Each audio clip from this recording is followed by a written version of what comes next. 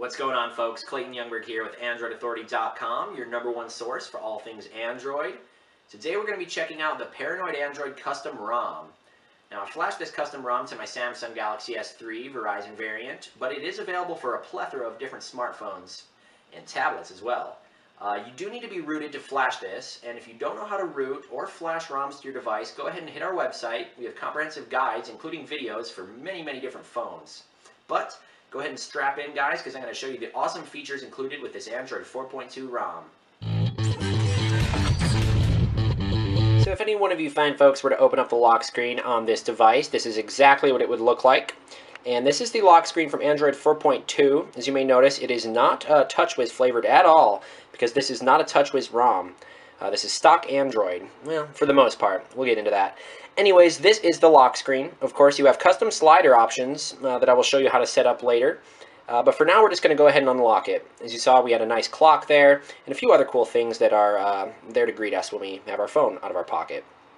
Anyways, this is the home screen, obviously. And as I said, this is not TouchWiz influenced at all, so it looks a little funny on the Galaxy S3. We are running Android 4.2. As you can see, we have our custom user profile and all of the cool quick toggles involved and included in Android 4.2. We'll scroll through our home screens very quickly. As you can see, the icons are even different. They are the icons of Android 4.2. But we'll go into our settings for now, because that's where the magic happens with Paranoid Android. And as you can see, we have our wireless and network settings, and this is set up just like a tablet, and we can reconfigure that if we want, but for now we'll just keep it like this, and I'll go through. We also have our data usage. We have more options, sound display, storage, battery apps, and user profiles. The user profiles don't necessarily work if you are not on a tablet. Anyways, we have our accounts manager right here, new to some. And we have our customization options here. This is where the magic happens. We have our theme chooser, where we can install aftermarket themes from the Play Store or from XDA developers, RootsWiki, things of that nature. Go ahead and go back. We have advanced options here as well. We've got our lock screen configuration and toolbars, as well as hybrid properties. And we'll just go through these one by one. The advanced settings are Galaxy S3 specific, as you can see. We have our sensors, our sound, and our screen settings that we can control. Under our lock screen, we can allow lock screen rotation, see-through lock screen, and as well as home screen widgets. We can also change our shortcuts on the slider, and we can have music controls as well. Toolbars is really cool. You can customize whether or not it shows the clock in AM/PM style. We can also include the notification count and set the custom tiles for the quick toggles. We also have Do Not Disturb mode, and then we have our Pi control. Now we have a video dedicated to Pi control, but I'll go over it quickly. As you can see, if we bring our thumb up from the bottom of the screen, we have our on-screen soft keys that can replace your hard keys if you so prefer. We have the style of the Pi control. We also have the Pi gravity and Pi size, so we can make that bigger. We're going to go ahead and make that gigantic. As you can see, it's very big now for those of all finger sizes. And we have our item gap, as well as persistent menu and search buttons. Then we can also choose what actually happens with our hardware keys. We can set custom actions. Now the real magic of Paranoid Android right here is our Paranoid Android settings, where we can change the user interface. We can change our colors, which is really cool. But one of the coolest things about this ROM is its phablet UI and tablet UIs. Now the stock UI is what I'm in, but we can go ahead and put it into phablet or tablet UI. As you can see, it changes the DPI of your apps and basically just about everything on the phone. So let's go ahead and select tablet UI and select apply. And as you can see now, we actually have a small notification bar on the bottom, or navigation bar, excuse me. We have our recent apps that we can open up through there. We can also hit our home key and our back button and open Google Now by holding the home key.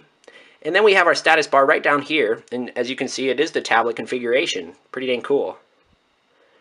And we'll go back into the settings for another moment and change the UI once again so you guys can see. We'll go into the tablet mode with 1000p DPI. And as you can see, it's changing it up a bit. We can also customize it to our liking. We can do that by going back and simply sliding to the left. We can choose our launcher options here, and these are the launcher options, excuse me. Then we have our interface options as well. We can choose our navigation bar size, its transparency, and we can actually set the app DPI right here as well. So our interface options are as follows. We can change our layout right here, just as we did in the regular UI options. Then we can change our DPI there, as well as the size of the nav bar. And we have our global color options as well. Go back. We also have our apps preferences. Now we can actually change the DPI of all of these apps. So if we do if we actually do that on, say, the YouTube app, we'll have the tablet interface of the YouTube app. Pretty cool stuff.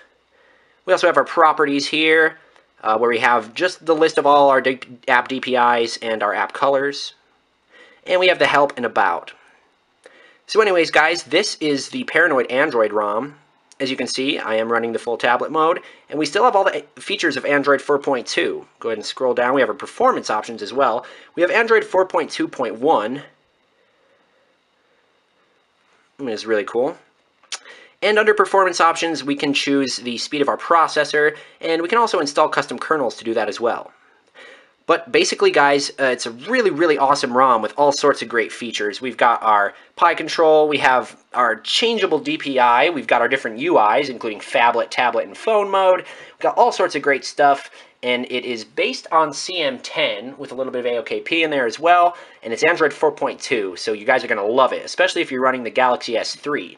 So I'll provide the link in the description. You guys can go ahead and check out the ROM today, and make sure to tell us what you think about it. As always, thanks again for watching, folks. This is Clayton Youngberg with AndroidAuthority.com.